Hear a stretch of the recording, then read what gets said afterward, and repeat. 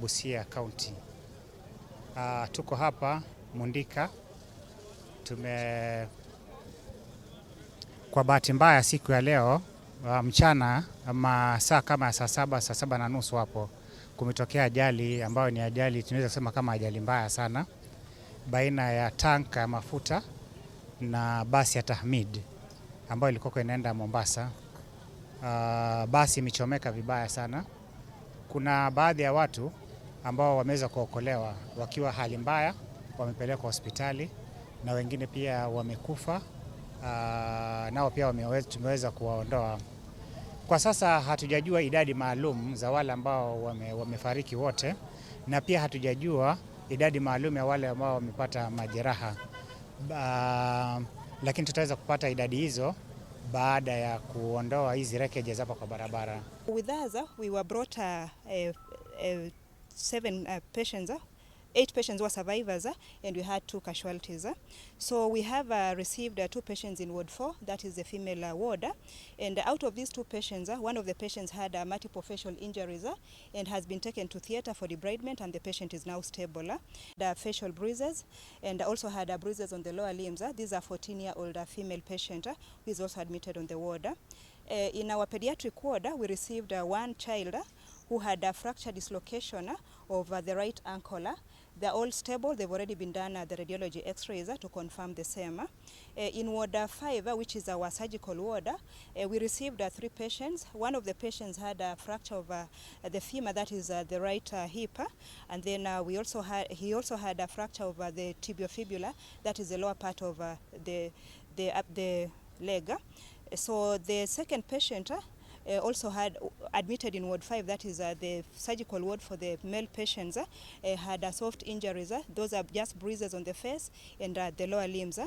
The third patient on the same ward was also admitted, who had soft tissues, had some little lacerations on the face and also on the lower limbs.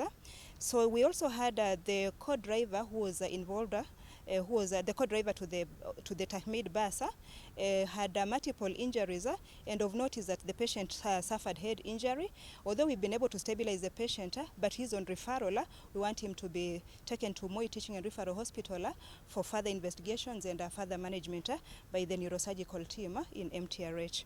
Then we also had a visitor who had visited us on a malaria program, and they're on their way back home, but had opted to board the Tahmid bus back to Nairobi, but unfortunately was involved in the accident too. So sustained soft injuries, had severe abdominal pain, but we've already done the ultrasound, confirmed that she doesn't have any internal bleeds, and neither does she have any fractures of either the hip or the limbs. Jina yangu ni Eric Onyango. Alafu nimetoka kule kwangu nikisikia ajali kitendeka, nikakimbia mbio nikakuja. Nikapata kwamba gari shashika moto. Lakini driver trailer kule analea kwamba aokolewe. Moto imeshashika kabisa, tuwezi kumuokoa. Amini tumetoa watu 6 kwa basi wakiwa hali mahututi. Tumejaribu kuitisha usaidizi kutoka kule, lakini imekawia mpaka wengine wakaangamia maisha. Mimi kama mkaji wa Mundika, kitu ya kwanza tunahitaji bump hapa. Hiyo ni jambo la kwanza. Ya pili, wazima moto wa Busia wawe kama wanamaanisha ajali kitendeka, tafadhali wafike kwa haraka ili wasaidie. Wazima moto wamechukua muda mrefu sana, kama gari bado naungua. Yule driver trailer hangekufa. Wangekuwa immediately tungeokoa hiyo mwili. Trailer ilikuwa mbio, basi pia ilikuwa mbio. Lakini kwa sababu ya trailer barabara kuwa ndogo, trailer imejaribu kufinya. Basi nakuja mbio, ikajaribu kufinya, ikashindikana. Ikabidi basi litoka mbio, ikapita na kichwa ya trailer. Sasa hapo ningependa kuomba serikali, barabara tu ndio shida ambayo inafanya ajali inapatikana katika Busia. Ile ilikuwa inakuja huko, na hapa katikati tulikuwa na free box. Hiyo free box vile ilikuwa inakimbia kwa barabara, ilikuwa inakimbia kama inacheza kwa barabara. Alafu trailer ikalose control, alafu ikaendea pande ya basi, alafu trailer ikagonga basi. Trailer vile iligonga basi ikaanguka chini.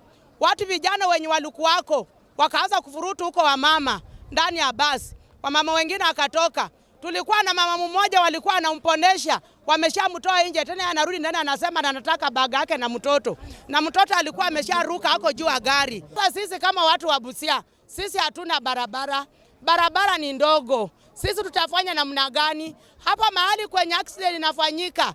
Kila siku accident inafanyika hapa mahali. Sasa sisi vile tunaungua, sisi tutaenda wapi Busia? Na hapa Mundika tuko na watu wengi sana. Sasa serikali, mnatuona mnatusaidia namna gani kama sisi watu wa Busia?